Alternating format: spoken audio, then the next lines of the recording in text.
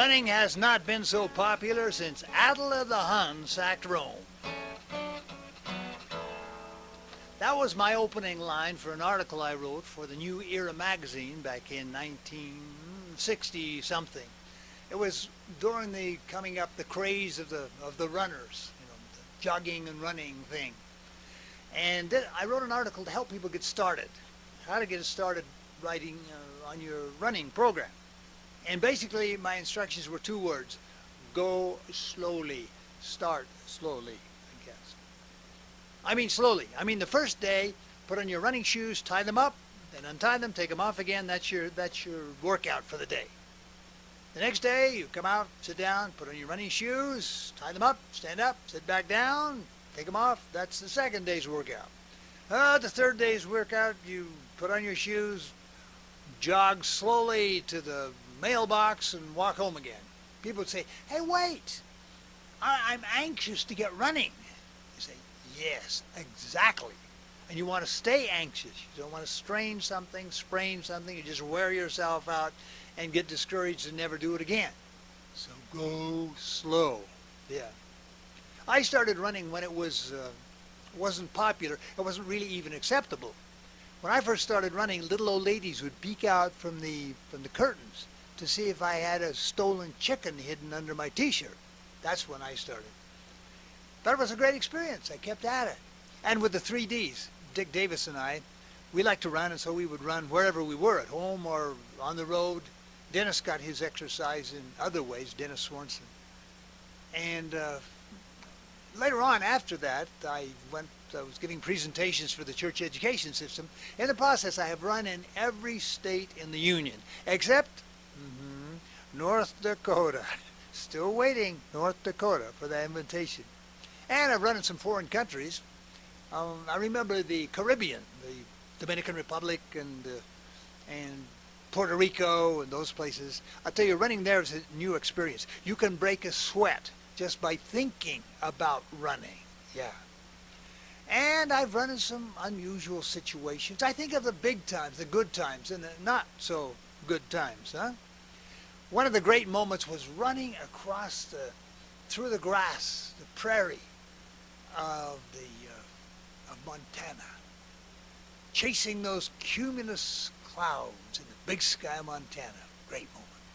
And Olympia, Washington, running through the rainforest. So much growth in there, pumping out oxygen. You felt like you were running in an oxygen tent. You could run forever. Marvelous experience. And some that were good surprises. I thought, I was in Washington, D.C., I thought the only thing I'm going to run from here is maybe a drug dealer, or maybe run into a taxi or get run over by one. Big surprise. I found the path that goes along one of these old canals, like the Erie Canal sort of thing. Used to tow the boats, the barges with the donkeys. Still there. Went through George Washington University campus, part of it. Great running thing. And downtown Boise, I remember that. There's a beautiful trail in downtown next to the river down there, the Boise River, I think it is. Wonderful experiences. Some I thought that would be wonderful. Turned out to be no, not so much. Came flying into Spokane, Washington.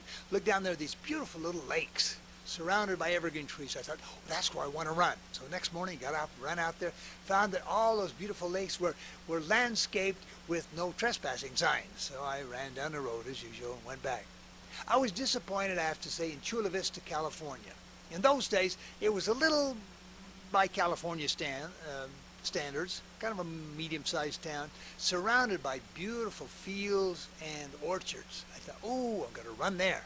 I found out it was also surrounded by guard dogs that like to snarl at you and chase you, and by a airplane crop dusting to wipe out the pests, of which I felt like I was one. But in running, you take what you get. And I'll tell you, there's nothing that can boost the heart rate and the foot speed like having a snarling guard dog snapping at your heels. That'll do wonderful things for you. So you get what you can. Oh, sometimes you can't find a horizontal place to run, so we would run some vertical routes up and down the Capitol Tower. It's the multi-story building, Capitol Records, where we were recording. Run up and down between recording sessions. And I remember the Washington Monument. About one trip up and down there was 550 feet or something. That was a pretty good trip for me. And I remember the temperature extremes. Of course, that's a big deal when you're out running. I remember being in Phoenix, Arizona, a record-setting day, 120 degrees. I'm not sure I was out there in the hottest part of it, but hot enough. And cold in Calgary, Canada. Almost a record, at least I hope so, 36 degrees below zero. But I wanted to see if you could run in that. I found that Robert Service was right in his poem, The Cremation of Sam McGee. He writes, if our eyes would close, then the lashes froze till sometimes we couldn't see. It wasn't much fun, but the only one to whimper was Sam McGee. Yeah, the lashes froze, had to work my way home, but yeah, it was an experience. Yeah. Well, why run in the first place? Because it's so good for you. I mean, the heart is where the action is, and you want to get that heart so that it doesn't do this, pumping the blood. You want it to go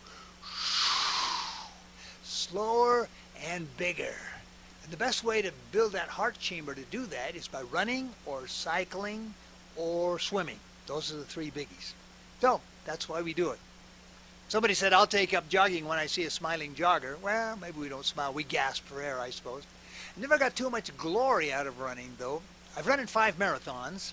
Never won anything except the free yogurt that they sometimes give you when you cross the finish line. They do that because it's cheaper than giving you a funeral and a burial right there on the spot. At least that's how I felt after a marathon. Did get a little glory one time, though.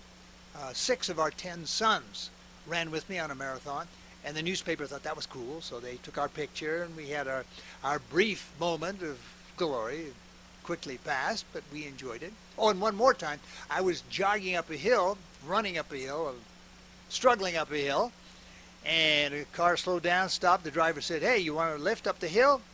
Now, usually I would say, no, I need the exercise. But this time, I said yes, because the driver was Donnie Osmond. And I wanted to go home and tell my children that Donnie and I sometimes go cruising together. So I took him up on it. Well, you jog because it's good for you and set some goals. My goals are much lower these days. I've about given up on winning the Olympics or the Boston Marathon.